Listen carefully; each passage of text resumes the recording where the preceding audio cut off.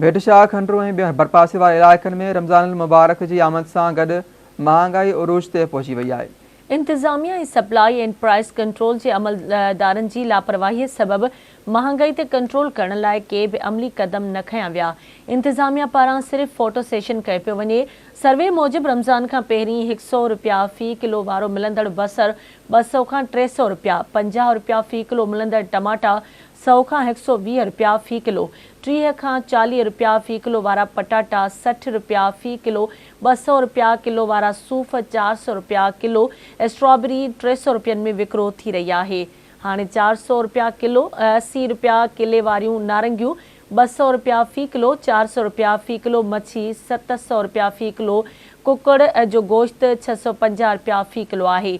केतिरनि ई दुकाननि ते लिस्ट बि मौजूदु नाहे। सरकारी अमलदार के बि अमली ऐं मुस्तक़िल तौर महांगाई जे ख़ात्मे लाइ क़दम न खणी रहिया आहिनि।